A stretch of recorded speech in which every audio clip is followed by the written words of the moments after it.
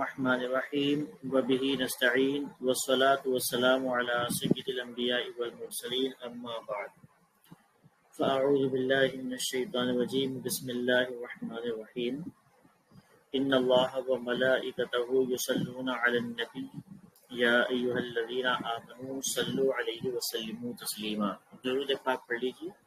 صلی اللہ علیہ نبی ربی و آلہ صلی اللہ تعالی علیہ وسلم صلاۃ و سلام علیک یا رسول اللہ یا حبیب اللہ صلی اللہ تعالی وسلم۔ کتاب کے آغاز سے پہلے دعا بھی پڑھ لیتے ہیں، آپ لوگ بھی ہمارے ساتھ اپنے اپنے اعتبار سے دعا پڑھ لیجیے۔ ربی یسر ولا تعسر وتمم بالخیر، ربی یسر ولا تعسر وتمم بالخیر، رب یسر ولا تعسر وتمم بالخیر۔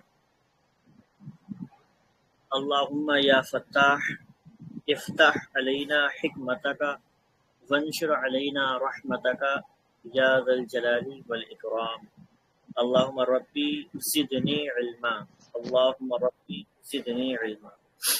دیکھیے، آپ لوگ گروپ جوائن کیے تو آپ لوگوں کو یہ بات معلوم ہے، یہاں پر ترمذی شریف کے درس میں ہم اور آپ حاضر ہوئے ہیں۔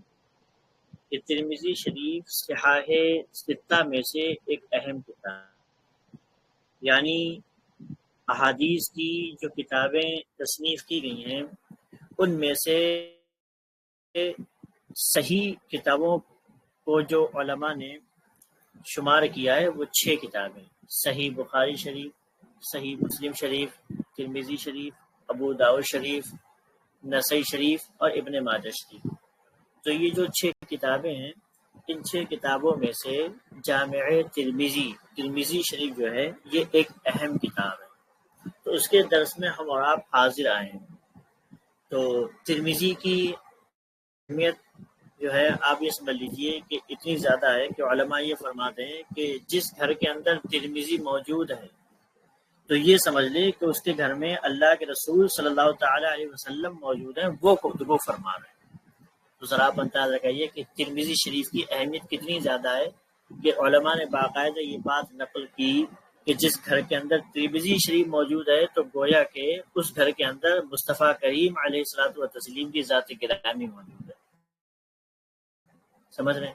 تو اس کی اہمیت کا اندازہ ہے۔ بہرحال ترمذی شریف بہت اہم کتاب ہے، اس کتاب کو ہم اور آپ پڑھیں گے، اور اس کتاب کے پڑھنے سے، احادیث کو سماعت کرنے سے جو بھی برکتیں ہوں گی وہ انشاءاللہ تعالی حاصل کریں گے۔ اللہ تعالیٰ کی بارگاہ میں دعا ہے کہ اللہ تعالیٰ ہم سبھی کو اس کتاب کی برکتوں اور رحمتوں سے مالا مال فرمائے، اور اس کتاب کے صدقے میں اللہ تعالیٰ ہم سبھی کی تمام پریشانیوں، مصیبتوں اور تکلیفوں کو دور فرمائے۔ تو آج پہلی کلاس ہے، پہلا درس ہے۔ تو پہلے درس میں ہم یہ چاہتے ہیں کہ سب سے پہلے کہ کچھ بنیادی باتیں آپ کے سامنے عرض کر دی جائیں۔ دیکھیے، سب سے پہلی تو بات یہ ہے کہ حدیث کہتے کس کو ہیں؟ ٹھیک ہے، سب سے پہلی بات حدیث کہتے کس کو ہیں؟ ہم اور آپ جانتے ہیں کہ یہ حدیث پاک ہے، حدیث پاک ہے، حدیث پاک ہے۔ تو حدیث کا مطلب کیا ہوتا ہے؟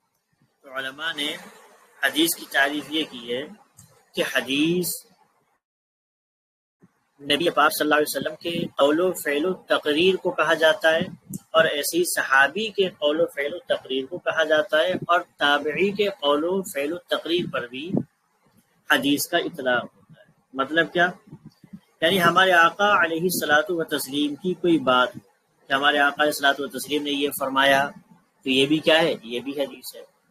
یا پھر کیا ہے؟ ہمارے آقا علیہ السلام کا کوئی فعل ہو، کوئی کام ہو کہ ہمارے آقا علیہ السلام نے وضو کیا، ہمارے آقا علیہ الصلوۃ والتسلیم نے پانی کو پیا، تو یہ کام ہے، یہ ایکشن ہے، تو اس کو بھی کیا کہا جاتا ہے؟ اس کو بھی حدیث کہا جاتا ہے۔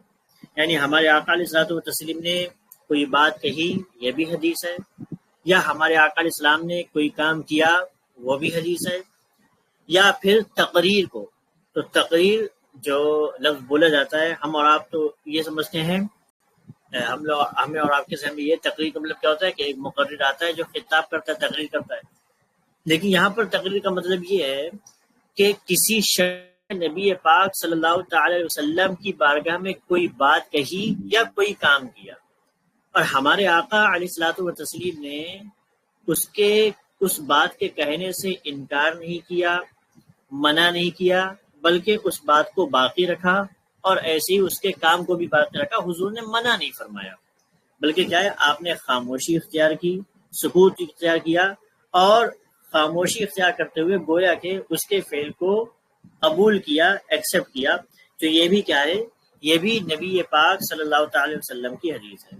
سمجھ گئے؟ جیسے صحابہ حضور صلی اللہ تعالی علیہ وسلم کے زمانے میں کیا ہے، حضور کے زمانے میں انہوں نے کوئی کام کیا ہو یا حضور کے زمانے میں کوئی بات کہی ہو، جیسے یہ آتا ہے کہ صحابہ کرام رضی اللہ تعالی عنہم اجمعین سے حدیث پاک ہے کہ ہم لوگ حضور کے زمانے میں سب سے افضل حضرت ابوبکر صدیق کو سمجھا کرتے تھے۔ تو یہ بھی کیا، یہ بھی حدیث پاک ہے کہ حضور کے زمانے میں ایسا ہو رہا تھا اور افضل سمجھا جاتا تھا، لیکن حضور علیہ الصلوۃ والتسلیم نے بالکل بھی منع نہیں فرمایا، نہیں اس سے انکار کیا۔ تو یہ بھی کیا ہے، یہ بھی حدیث ہے۔ بہرحال حدیث کا اطلاق یعنی حدیث کسے کسے کہا جاتا ہے، تو آپ کو بتایا گیا کہ حدیث تین چیزوں کو کہا جاتا ہے۔ ایک ہمارے آقا علیہ الصلوۃ والتسلیم کا کوئی قول کہ ہمارے آقا نے کوئی بات کہی، یہ بھی حدیث ہے۔ دوسرا کیا، ہمارے آقا علیہ الصلوۃ والتسلیم کا کوئی فعل، یعنی ہمارے آقا علیہ الصلوۃ والتسلیم نے کوئی کام کیا، یہ بھی حدیث ہے۔ تیسرا کیا، ہمارے آقا علیہ الصلوۃ والتسلیم کی تقریر۔ تقریر کا مطلب کیا، ہم نے آپ کو بتایا کہ تقریر کا مطلب یہ کہ حضور علیہ السلام کی بارگاہ میں کوئی بات کہی گئی یا کوئی کام کیا گیا، ہمارے آقا علیہ الصلوۃ والتسلیم نے اس بات پر یہ نہیں کہا کہ تم نے ایسی بات کیوں کہی یا تم نے یہ کام کیوں کیا، بالکل انکار نہیں کیا، بالکل منع نہیں فرمایا، بلکہ آپ نے خاموشی اختیار کی اور گویا کہ خاموشی تائید فرمائی۔ تو یہ بھی کیا ہے، یہ بھی ہمارے آقا علیہ الصلوۃ والتسلیم کی حدیث ہے۔ سمجھ گئے؟ کلیئر ہے اتنی بات؟ بتاتے چلیں تاکہ مجھے اندازہ ہوتا رہے کہ ہاں سمجھ میں آ رہا ہے۔ سمجھ گئے؟ حدیث کی تعریف، حدیث کسے کہتے ہیں؟ ہمارے آقا علیہ الصلوۃ والتسلیم کے قول، فعل اور کو حدیث کہا جاتا ہے۔ ایسے ہی صحابہ جو ہیں ان کے بھی قول، فعل اور تقریر کو بھی حدیث کہا جاتا ہے، اور ایسے ہی تابعین کے قول اور فعل کو بھی حدیث کہا جاتا ہے۔ تو یہ تو ہو گئی حدیث کی تعریف۔ اب دیکھیے، ایک لفظ ہوتا ہے حدیث اور ایک لفظ ہوتا ہے سنت، ان دونوں میں کیا فرق ہے؟ سمجھ رہے ہیں؟ ایک لفظ ہے حدیث، ایک لفظ ہے سنت۔ حدیث میں یہ آیا ہے، یہ حضور پاک کی سنت ہے، تو حدیث میں اور سنت میں کیا فرق ہے؟ تو اس سے آپ کو اندازہ ہوگا، بہت سارے لوگ ایسے ہیں آج کل جو اپنے آپ کو اہل حدیث کہتے ہیں کہ ہم تو حدیث کے ماننے والے ہیں، ہم تو حدیث کے ماننے والے ہیں۔ تو اگر آپ حدیث کے ماننے والے ہیں تو دیکھیے ہر حدیث پر عمل کرنا پاسبل نہیں، سمجھ رہے ہیں؟ ممکن نہیں کہ آپ ہر حدیث پر عمل کر سکیں، اس لیے ہم اہل حدیث نہیں ہیں بھائی، ہم اہل سنت ہیں۔ کیا ہیں ہم؟ اہل۔ تو حدیث اور سنت میں فرق کیا ہے؟ تو دیکھیے حدیث کی تعریف تو یہ ہو گئی، ٹھیک ہے۔ اب سنت کسے کہتے ہیں؟ سنت کہتے ہیں الطریقۃ المسلوکۃ فی الدین، وہ طریقہ جو دین میں رائج ہو، اس کو کیا کہا جاتا ہے؟ اس کو سنت کہا جاتا ہے۔ سنت کسے کہتے ہیں؟ وہ طریقہ جو دین میں رائج ہو، دین میں شائع ہو، دین میں عام ہو، دین میں جس پر عمل کیا جائے، اس کو سنت کہا جاتا ہے۔ سمجھ رہے ہیں؟ جیسے حدیث ہے، آسان لفظوں ہم سمجھانے کی کوشش کرتے ہیں، جیسے حدیث ہے تو حدیث میں آپ کو یہ بھی ملے گا کہ ہمارے آقا علیہ الصلوۃ والتسلیم نے کیا کیا؟ کھڑے ہو کر کے پانی کی پیا یا کھڑے ہو کر کے استنجا فرمایا، ٹھیک ہے۔ اور حدیث میں آپ کو یہ بھی ملے گا کہ ہمارے آقا علیہ الصلوۃ والتسلیم نے کیا کیا؟ بیٹھ کر کے استنجا کیا، بیٹھ کر کے پانی پیا۔ تو حدیث میں دونوں باتیں ہیں، سمجھ رہے ہیں؟ حدیث میں دونوں باتیں کہ ہمارے آقا علیہ الصلوۃ والتسلیم نے کھڑے ہو کر کے پانی پیا یا بیٹھ کر کے پانی پیا، یا ہمارے آقا علیہ الصلوۃ والتسلیم نے کھڑے ہو کر کے استنجا کیا یا بیٹھ کر کے استنجا کیا، سمجھ رہے ہیں؟ تو حدیث میں دونوں بات۔ لیکن سنت کیا ہے کہ ہمیشہ جس پر ہمارے آقا علیہ الصلوۃ والتسلیم نے عمل کیا ہو، سنت کیا ہے؟ تو وہ سنت یہ ہے کہ ہمارے آقا علیہ الصلوۃ والتسلیم بیٹھ کر کے ہی پانی پیتے تھے اور بیٹھ کر کے ہی استنجا فرماتے تھے۔ تو ہم اور آپ سنت کسے مانتے ہیں؟ کھڑے ہو کر کے استنجا کرنے کو یا بیٹھ کر کے استنجا کرنے کو؟ تو ظاہر سی بات ہے آپ کہیں گے کہ ہم سب بیٹھ کر کے استنجا کرنے کو سنت مانتے ہیں اور بیٹھ کر کے ہی پانی پینے کو سنت مانتے ہیں۔ تو سنت کیا ہے؟ جس پر عمل کیا جاتا ہے، جس پر چلا جاتا ہے، وہ طریقہ جس پر چلا جائے اسے سنت کہتے ہیں۔ اسی لیے ہم اور آپ اہل حدیث نہیں، ہم اور آپ اہل سنت ہیں کہ حضور نے جو طریقہ رائج کر کے چھوڑا ہے ہم اس کے ماننے والے ہیں۔ سمجھ میں آئی بات؟ ورنہ ہر حدیث پر عمل کرنا نہیں۔ حدیث میں یہ بھی ہے کہ نماز کے درمیان باتیں کی جاتی تھیں. ہے ایسا کہ نہیں ہے؟ پہلے زمانے میں جو نماز کا طریقہ ہے وہ باقاعدہ ایسا ہے کہ اس میں یہاں تک اجازت تھی کہ نماز کے درمیان میں صحابہ کرام آپس میں بات چیت کر لیا کرتے تھے، لیکن پھر بعد میں کیا ہے، اس سے منع فرما دیا گیا. سمجھ رہے ہیں؟ پھر اس کے بعد بات چیت کرنے سے نماز کے فاصل ہونے کا حکم دیا گیا. تو حدیث میں یہ آپ کو مل جائے گا. لیکن کیا ہے، آج آپ ایسا کریں گے. اب یہ کیا ہے، یہ حدیث تو ہے، لیکن سنت کیا ہے؟ سنت یہ ہے کہ ہمارے آقا علیہ الصلوۃ والتسلیم نے بات چیت کرنے کو کیا ہے، منع فرما دیا. ایسے ہی کیا ہے، رفع یدین کا مسئلہ آپ سمجھیں. رفع یدین یعنی ہاتھوں کو اٹھانا. بہت سارے لوگ جو اہل حدیث ہیں بالخصوص وہ کیا کرتے ہیں کہ جب رکوع میں جاتے ہیں تو ہاتھوں کو اٹھاتے ہیں. جیسے تکبیر تحریمہ کے وقت ہم شروع میں اپنے ہاتھوں کو اٹھاتے ہیں، تو اہل حدیث حضرات کیا کرتے ہیں، رکوع میں جاتے وقت بھی ہاتھوں کو اٹھائیں گے اور رکوع سے اٹھتے وقت بھی ہاتھوں کو اٹھائیں گے. تو حدیث میں دونوں باتیں ملتی ہیں کہ ہمارے آقا اسلام جب نماز ادا کرتے تھے تو رفع یدین فرماتے تھے، اور یہ بھی ملتا ہے کہ ہمارے آقا علیہ الصلوۃ والتسلیم نے رفع یدین کرنے سے منع فرما دیا. تو حدیث میں دونوں باتیں ہیں. لیکن سنت کیا ہے؟ تو سنت کیا ہے؟ سنت یہ ہے کہ صرف اور صرف تکبیر تحریمہ کہتے وقت اپنے ہاتھوں کو اٹھایا جائے. ٹھیک ہے، صرف اور صرف تکبیر تحریمہ کہتے وقت اپنے ہاتھوں کو اٹھایا جائے، اور جو باقی ارکان ہیں ان کو ادا کرتے وقت ہاتھوں کو نہیں اٹھایا جائے. یہ سنت ہے. سمجھ رہے ہیں؟ تو اس لیے کیا ہے، ہم اہل حدیث نہیں ہیں، ہم اہل سنت ہیں. ٹھیک ہے. اچھا، ہم اہل سنت کیوں ہیں؟ اس کی ایک وجہ باقاعدہ خود حدیث پاک بھی ہے. کیا ہے حدیث پاک؟ بڑی مشہور حدیث پاک ہے کہ ہمارے آقا علیہ الصلوۃ والتسلیم نے یہ بات ارشاد فرمائی کہ میری امت میں فرقے ہو جائیں گے، اور سارے کے سارے فرقے جو ہوں گے وہ جہنمی ہوں گے، صرف ایک فرقہ جنتی ہوگا. تو صحابہ نے عرض کیا کہ یا رسول اللہ وہ فرقہ کون سا ہے جو جنتی ہوگا؟ تو ہمارے آقا علیہ السلام نے فرمایا ما انا علیہ و اصحابی، کہ جس پر میں اور میرے صحابہ چلتے ہیں. کیا فرمایا؟ جس پر میں اور میرے صحابہ چلتے ہوں. تو جس پر میں چلتا ہوں میرا طریقہ کیا ہے؟ یہ سنت ہو گیا. میرا طریقہ کیا ہو گیا؟ سنت ہو گیا. اور میرے صحابہ چلتے ہیں تو میرے صحابہ کی کیا ہو گئی؟ ایک جماعت ہو گئی. تو اسی لیے اس ناجی فرقے کو، اس جنتی فرقے کو علماء نے فرمایا کہ یہ اہل سنت و جماعت فرقہ ہے. کون سا فرقہ ہے؟ اہل سنت و جماعت. یعنی ہمارے آقا فرماتے ہیں کہ وہ جنتی فرقہ کیا ہے؟ جو میرے طریقے پر اور میرے صحابہ پر چلے. ما انا علی و اصحابی. تو حضور کے طریقے کو سنت کہہ دیا جاتا ہے، اور صحابہ کرام کی ایک جماعت کو جماعت کہہ دیا جاتا ہے. تو اسی کی طرف اہل کی اضافت کر دی، اہل کا لفظ جوڑ دیا، اور یہ بولا کہ یہ جو جنتی فرقہ ہے یہ اہل سنت و جماعت ہے. سمجھ گئے؟ یعنی جو سنت کی پیروی کرتا ہے اور جماعت کو فالو کرتا ہے وہ فرقہ اہل سنت و جماعت ہے، جسے ہم اور آپ آج کل شارٹ میں سنی کہہ دیتے ہیں. سمجھ میں آئی بات؟ تو یہ ہمارے آقا علیہ الصلوۃ والتسلیم نے بیان فرمایا. ایسے ہی علماء نے ایک تشریح یہ بھی بیان کی کہ بھائی حضور کی بھی سنت کو سنت کہا جاتا ہے، ایسے ہی صحابہ کا جو طریقہ ہوتا ہے اس کو بھی سنت کہا جاتا ہے. سمجھ رہے ہیں؟ حضور فرماتے بھی ہیں کہ علیکم بسنتی و سنت الخلفاء الراشدین، کہ تم پر میری سنت، میرے طریقے کو بھی پکڑنا لازم ہے، اور جو میرے صحابہ ہیں ان کے طریقے کو بھی اختیار کرنا یہ لازم اور ضروری ہے. تو حضور کے طریقے اور صحابہ کے طریقے کو بھی سنت کہا جاتا ہے. اور پھر ہمارے آقا علیہ السلام نے دوسری حدیث میں فرمایا کہ جو ناجی فرقہ ہے وہ ہوگا ہم الجماعہ، وہ ایک جماعت ہوگی. اور فرمایا وہ سواد اعظم، وہ سواد العظم، وہ سواد اعظم ہوگا. سواد اعظم کہتے ہیں بڑے گروپ کو. ٹھیک ہے.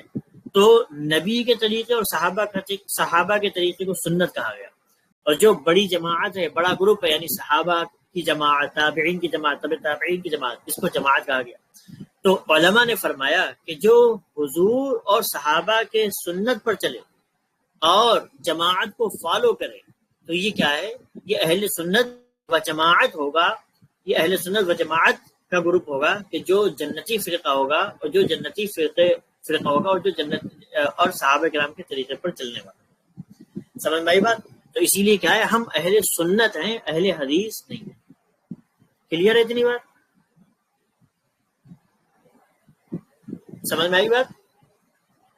تو ابھی تک دو باتیں ہم نے آپ کو بتائیں. ایک تو یہ کہ حدیث کسے کہتے ہیں، اور دوسرا یہ کہ حدیث اور سنت میں فرق کیا ہے.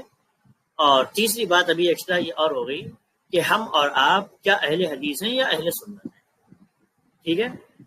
اب دیکھیے بہت سارے لوگ ایسے ہیں جو حدیث کی اہمیت کو مانتے ہی نہیں. وہ کہتے ہیں کہ بھائی حدیث کی ضرورت کیا ہے، قرآن میں تو سب کچھ ہے. سمجھ رہے ہیں؟ قرآن میں تو سب کچھ ہے، تو اس لیے مصطفیٰ کریم کی حدیث کی ضرورت ہی ہمیں کیوں ہے. سمجھ رہے ہیں؟ تو وہ فرقہ اپنے آپ کو اہل قرآن کہتا ہے کہ ہم تو اہل قرآن ہیں، قرآن والے ہیں، قرآن کو ماننے والے ہیں. سمجھ رہے ہیں؟ ہمارے لیے تو صرف قرآن کافی ہے، صرف قرآن کافی ہے. اس میں تو سب کچھ ہے، طبیان لکل شیء، ہر چیز کا روشن بیان اس کے اندر موجود. تو ہمارے لیے حدیث کی ضرورت کیوں ہے؟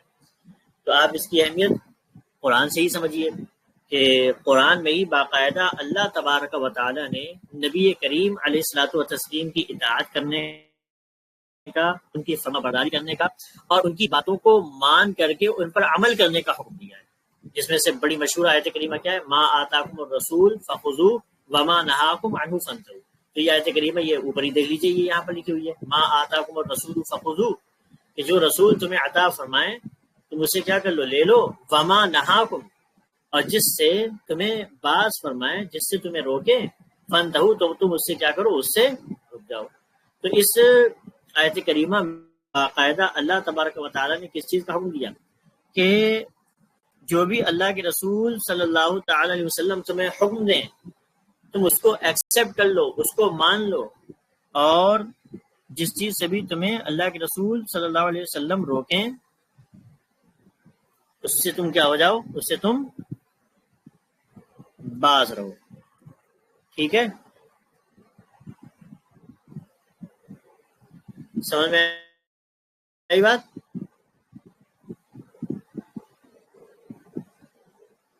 تو یہ سورہ حشر کی آیت کریمہ ہے. کس سورہ کی آیت کریمہ ہے؟ سورہ حشر کی آیت کریمہ ہے کہ اللہ رب العزت ارشاد فرماتا ہے ما آتاکم الرسول فخذوہ وما نہاکم عنہ فانتہوا، کہ جب رسول تمہیں دیں تم اس سے کیا رہو، اس کو تم ایکسیپٹ کر لو، مان لو، اور جس چیز سے اللہ کے رسول صلی اللہ علیہ وسلم تمہیں نہیں فرمائے، منع فرمائے، تم اس سے کیا رہو، پال لو. اس میں باقاعدہ اللہ سبحانہ و تعالیٰ نے نبی کریم علیہ الصلوۃ والتسلیم کی باتوں کو ماننے اور جس چیز سے اللہ کے نبی علیہ الصلوۃ والتسلیم منع فرمائیں اس سے منع کرنے کا حکم اللہ تبارک و تعالیٰ نے دیا ہے. ٹھیک ہے، سمجھ گئے؟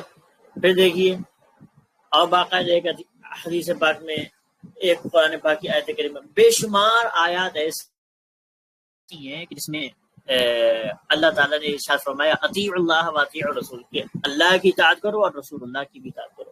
تو خود اللہ تبارک و تعالیٰ نے قرآن کریم میں یہ بات ارشاد فرمائی کہ تم اللہ کی بھی اطاعت کرو اور رسول اللہ صلی اللہ تعالی علیہ وسلم کی بھی اطاعت کرو. سمجھ لیں کس کی اطاعت کرنے کا حکم اللہ تعالیٰ نے دیا؟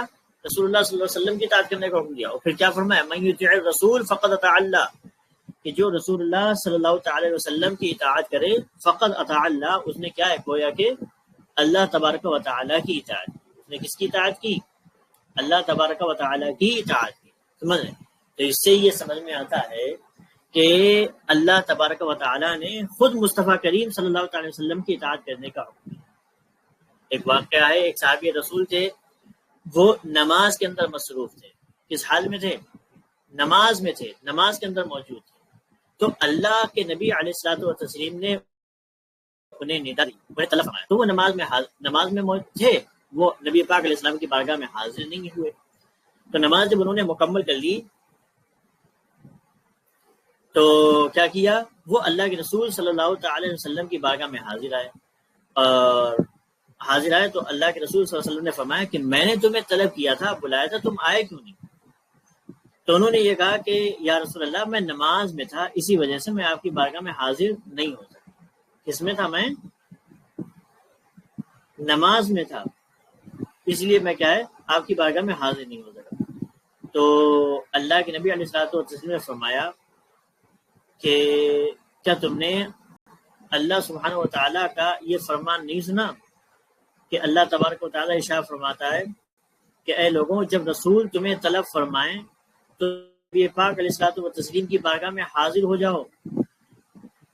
تم کیا کرو، نبی پاک علیہ الصلوۃ والتسلیم کی بارگاہ میں حاضر ہو جاؤ. ٹھیک ہے، تو یہ جو ہے ہمارے آقا علیہ الصلوۃ والتسلیم نے بیان فرمایا. تو جب یہ بات ہوئی تو انہوں نے عرض کیا کہ یا رسول اللہ اب آئندہ میں جو ہوں ضرور آپ کی بارگاہ میں حاضر ہو جاؤں. تو کیا آیت کریمہ کہ یا ایھا الذین آمنوا ایمان والو استجیبوا للہ وللرسول اذا دعاکم، کہ جب بھی اللہ اور اللہ کے رسول تمہیں بلائیں تو تم کیا کرو، اللہ اور اللہ کے رسول کی پکار پر لبیک کہو. اس لیے ہمارے علماء نے فرمایا کہ اگر آدمی نماز کی حالت میں ہو اور حضور اسے طلب فرمائے تو حضور کی بارگاہ میں وہ فوراً حاضر ہو جائے اور نبی پاک علیہ السلام کی بارگاہ میں بیٹھا رہے، آپ کی باتوں کو سنیں، اور جب نبی پاک علیہ السلام اجازت دیں تو وہ واپس آ جائے. تو اب جتنی دیر تک وہ نبی پاک علیہ السلام کی بارگاہ میں حاضر رہے گا اتنی دیر تک وہ گویا کہ حالت نماز میں ہی رہے گا، اس کی نماز بھی نہیں ٹوٹے گی. وہ واپس آئے، واپس آ کر کے جہاں سے اس نے نماز چھوڑی تھی وہیں سے وہ اپنی نماز کو مکمل کرے، اس کی نماز ہو جائے گی، بالکل صحیح ہو جائے گی. سبحان اللہ. یہ ہمارے نبی علیہ الصلوۃ والتسلیم کا مقام و مرتبہ. تو ذرا آپ اندازہ لگائیے کہ اللہ تبارک و تعالی کیسے یہ فرما رہا ہے کہ تم کیا کرو، میرے مصطفیٰ علیہ الصلوۃ والتسلیم کی اطاعت کرو، ان کی فرما برداری کرو، ان کی باتوں کو مانو.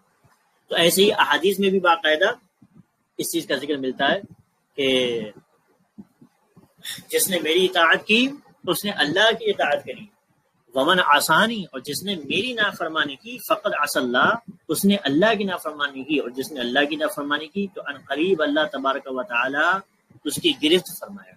اس سے آپ اندازہ لگائیں کہ ہمارے قرآن میں سب کچھ موجود ہے، لیکن اس کے باوجود جو ہے ہمیں مصطفیٰ کریم علیہ الصلوۃ والتسلیم کی ضرورت ہے. ایک مرتبہ کا واقعہ ہے، ہمارے استاد گرامی مفتی نظام الدین صاحب قبلہ رضوی ایک مرتبہ انہوں نے جو ہے کسی محفل میں اس چیز کا تذکرہ کیا کہ ان کے پاس کچھ لوگ آئے، اور آئے تو ایک شخص کو لے کر کے آئے اور یہ کہنے لگے کہ یہ شخص اپنے آپ کو اہل قرآن کہتا ہے، اور اس کا ماننا یہ ہے کہ بھائی قرآن میں سب کچھ ہے تو لہٰذا ہمیں جو ہے حدیث کی ضرورت نہیں ہے. کیا ہے، قرآن میں سب کچھ ہے تو ہمیں حدیث کی کوئی ضرورت نہیں ہے. ٹھیک ہے، تو جب حدیث کی ہمیں ضرورت ہی نہیں ہے کیونکہ قرآن میں سب کچھ ہے تو پھر حدیث کی ہمیں ضرورت نہیں. یہ جو ہے اس نے کہا. تو مفتی نظام الدین صاحب قبلہ نے اس کو بہت زیادہ دلائل دیے، بہت زیادہ سمجھایا، تو وہ ہاں میں ہاں ملاتا، بات مانتا، لیکن جب مفتی صاحب اپنی بات ختم کر دیتے تو وہ یہی کہتا ہے کہ حضرت یہ بتائیے آپ کہ کیا قرآن میں سب کچھ ہے نا؟ تو کہتے ہاں بالکل ہے سب کچھ قرآن میں. تو پھر وہیں سے وہ یہ بات پکڑ لیتا کہ قرآن میں جب سب کچھ ہے تو ہمیں حدیث کی ضرورت ہی کیوں؟ تو مفتی نظام صاحب سمجھ گئے کہ یہ ایسے نہیں مانے گا. تو حضرت نے فرمایا کہ اچھا یہ بتاؤ کتا حلال جانور ہے کہ حرام جانور ہے؟ کتا جو ہے یہ حلال جانور ہے کہ حرام جانور ہے؟ تو اس نے فوراً کہا کہ کتا حرام جانور ہے. تو حضرت نے فرمایا کہ کتا اگر حرام جانور ہے تو ہمیں قرآن سے دکھاؤ کہ قرآن میں کہاں اور کس آیت کریمہ میں یہ ہے کہ کتا حرام جانور ہے. تو اس نے کہا کہ حضرت میں عالم تو ہوں نہیں، لہٰذا میں کیا ہے اپنے علماء سے پوچھ کر کے آپ کو بتاؤں گا. تو کچھ دنوں کے بعد پھر وہ ملا، سمجھ رہے، تو پوچھا مفتی صاحب نے کہ ہاں کیا ہوا؟ قرآن پاک کی آیت ملی کہ کس آیت میں اللہ تعالیٰ نے فرمایا کہ قرآن وہ کتا حرام جانور ہے؟ تو کہا حضرت ابھی ملی نہیں ہے، ابھی ہم تلاش کر رہے ہیں. کیا کرنا ہے؟ ابھی ہم تلاش کر رہے ہیں، جب ملے گی تو ہم آپ کو بتائیں گے انشاءاللہ تعالیٰ. ٹھیک ہے، تو یہ ہوا. پھر وہ بات کو ٹالتا رہا. اب وہ کیا ہے، ظاہر سی بات ہے اسے کہاں ملے گا. مفتی صاحب نے جو ہے اس کی بات کو سمجھ لیا تھا کہ یہ ایسے ماننے والا نہیں ہے. تو پھر جو ہے کچھ دنوں کے بعد وہ پھر آیا تو پوچھا حضرت نے ہاں کیا ہوا، ملا آپ کو؟ تو کہا کہ حضرت نہیں ملا ہے. تو حضرت نے فرمایا کہ اچھا میں بتاؤں کہ قرآن پاک کی کس آیت کریمہ میں ہے کہ کتا حرام جانور ہے؟ تو کہا جی بتائیے. حضرت نے پوچھا آپ یہ بتاؤ کہ کتا جو ہے یہ کیسا جانور ہے؟ یہ طیب یعنی پاکیزہ صاف ستھرا جانور ہے یا خبیث جانور ہے؟ تو اس نے کہا کہ حضرت یہ تو خبیث جانور ہے. سمجھ رہے ہیں، یہ خبیث جانور ہے. تو مفتی صاحب نے فرمایا کہ دیکھو قرآن پاک میں اللہ تعالیٰ فرماتا ہے یحل لہم الطیبات ویحرم علیہم الخبائث، کہ ایمان والوں کے لیے طیب چیزیں حلال ہیں اور خبائث جو بری چیزیں ہیں وہ حرام ہیں. سمجھ میں آئی آیت کریمہ؟ کیا ہے اس آیت کریمہ میں کہ جو ایمان والے ہیں ان کے لیے کیا چیزیں حلال ہیں، طیب اور پاکیزہ چیزیں کیا ہیں، ایمان والوں کے لیے حلال ہیں، اور جو خبیث چیزیں ہیں وہ کیا ہیں، وہ ایمان والوں کے لیے حلال نہیں ہیں بلکہ وہ حرام ہیں. تو یہ مفتی صاحب قبلہ نے فرمایا. تو اتنی بات مکمل ہوئی. اب جو ہے یہ آیت کریمہ ذرا ہم آپ کو سامنے شیئر کرتے ہیں، ذرا دیکھیے.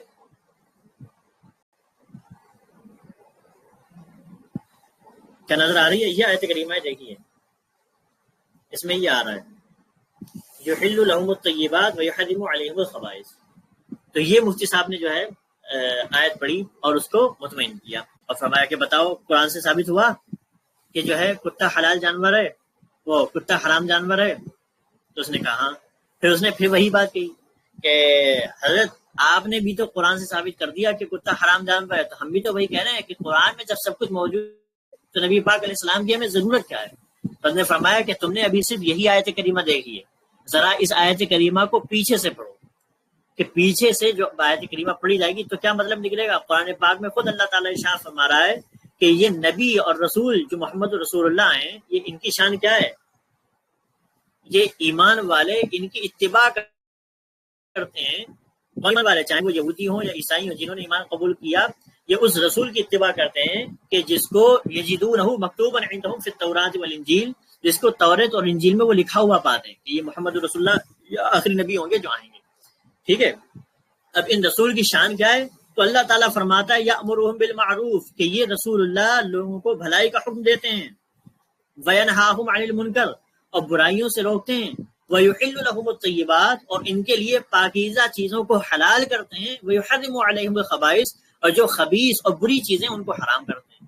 تو اب وہ کیا ہے؟ ہکا بکا رہ گیا اور اس سے جو ہے کچھ بن نہیں پڑا. سمجھ رہے ہیں؟ تو اس طریقے سے حضرت مفتی صاحب قبلہ نے اس کو سمجھ لیا اور اس طریقے سے اس کو پھنسانے کی کوشش کی اور اس کو جو ہے اس بات کی طرف قائل کر لیا کہ ہاں واقعی میں قرآن میں سب کچھ ہے، لیکن اس کے باوجود بھی کیا ہے؟ ہمیں حدیث کی ضرورت ہے.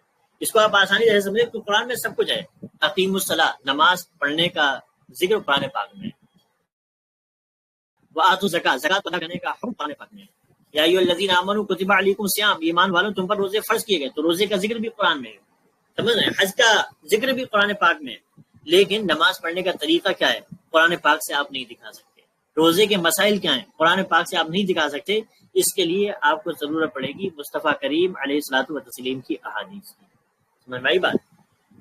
اس لیے یہ کہنا کہ ہم صرف اہل قرآن ہیں، ہمارے لیے قرآن کافی ہے، حدیث کی ہمیں ضرورت نہیں، یہ قابل قبول نہیں ہے. کیوں؟ کیونکہ قرآن کو بغیر مصطفیٰ کریم علیہ الصلوۃ والتسلیم کی احادیث اور آپ کے ارشادات کے آپ نہیں سمجھ سکتے. اس لیے کیا ہے؟ قرآن بھی ہمارے لیے ضروری ہے، لیکن قرآن کو سمجھنے کے لیے حضور صلی اللہ تعالی وسلم کی احادیث اور آپ کے ارشادات کا ہونا بھی ہمارے لیے ضروری ہے. سمجھ میں آئی بات؟ تو یہ کچھ بنیادی بات ہوئی جو آج کے درس میں ہم نے آپ کے سامنے عرض کی، جس میں سے سب سے پہلی بات آپ کو یہ بتائی کہ حدیث کسے کہتے ہیں. تو آپ سے کیا حدیث کسے کہتے ہیں؟ کہ مصطفیٰ کریم علیہ الصلوۃ والتسلیم کے قول، فعل اور تقریر کو حدیث کہا جاتا ہے. یعنی ہمارے آقا علیہ الصلوۃ والتسلیم نے کوئی بات کہی ہو، ٹھیک ہے، تو یہ بھی حدیث ہے. اور ہمارے آقا علیہ الصلوۃ والتسلیم نے کوئی کام کیا ہو تو یہ بھی حدیث ہے. اور ایسے کیا ہے؟ ہمارے آقا علیہ الصلوۃ والتسلیم کی بارگاہ میں کسی نے کوئی بات کہی یا کوئی کام کیا اور حضور نے اس پر منع نہیں فرمایا، بلکہ آپ خاموش رہے، سکوت اختیار کیا اور خاموشی تائید اس کی فرمائی، تو وہ بھی کیا ہے؟ وہ بھی حدیث ہے. صحابہ فرماتے ہیں کہ ایک مرتبہ ایک شخص آیا اور اس نے حضور صلی اللہ علیہ وسلم کی بارگاہ میں ایسا ایسا کیا، تو یہ بھی کیا ہے؟ یہ بھی حدیث ہوگی. ٹھیک ہے. پھر حدیث جو ہے جیسے حضور کے قول و فعل وغیرہ کو بولا جاتا ہے، ایسی صحابی کے قول و فعل وغیرہ کو بھی حدیث کہہ دیا جاتا ہے. جیسے ہی آتا ہے کہ عبداللہ ابن عباس نے فرمایا، حضرت عبداللہ ابن عمر نے فرمایا، تو یہ بھی کیا ہے؟ یہ بھی حدیث ہے. اور ایسے ہی تابعی کی بات کو بھی کیا کہا جاتا ہے؟ حدیث کہہ دیا جاتا ہے. پھر ہم نے آپ کو حدیث اور سنت میں فرق بتایا کہ حدیث اور سنت میں فرق کیا ہے، کہ حدیث کسے کہتے ہیں؟ جو ابھی تعریف کی. اور سنت کسے کہتے ہیں؟ سنت کہتے ہیں کہ وہ طریقہ جو دین میں رائج ہو، اس کو کیا کہا جاتا ہے؟ اس کو سنت کہا جاتا ہے. ٹھیک ہے. تو سنت پر عمل کیا جاتا ہے کیونکہ ہر حدیث پر عمل کرنا یہ ممکن نہیں. ٹھیک ہے. کیونکہ حدیث میں بہت کچھ آیا ہے، لیکن ہر حدیث پر عمل کیا جائے ایسا ممکن نہیں ہے. بلکہ کیا ہے؟ حدیث میں جو طریقہ ہے، جو رائج طریقہ ہے، جو سنت طریقہ ہے، اس پر ہم اور آپ کیا کرتے ہیں؟ اس پر ہم اور آپ عمل کرتے ہیں. آئی بات سمجھ میں؟ پھر ہم نے آپ کو بتایا اسی لیے ہم جو ہیں اہل حدیث نہیں ہیں حدیث والے، بلکہ کیا ہے؟ اور نہ ہی اہل قرآن ہے، بلکہ کیا ہے؟ ہم اہل سنت ہیں. ہم کیا ہیں؟ اہل سنت و جماعت ہیں، جس کو ہم شارٹ میں سنی کہتے ہیں. پھر اس کے بعد ہم نے آپ کو بتایا کہ مصطفیٰ کریم علیہ الصلوۃ والتسلیم کی احادیث کی ضرورت کیا ہے، اس کی اہمیت کیا ہے، اس کے بارے میں آپ کے سامنے گفتگو کی اور بتایا۔ کیا آواز جا رہی ہے میری؟ آواز جا رہی ہے ہماری؟ آواز نہیں جا رہی ہماری؟ ہیلو،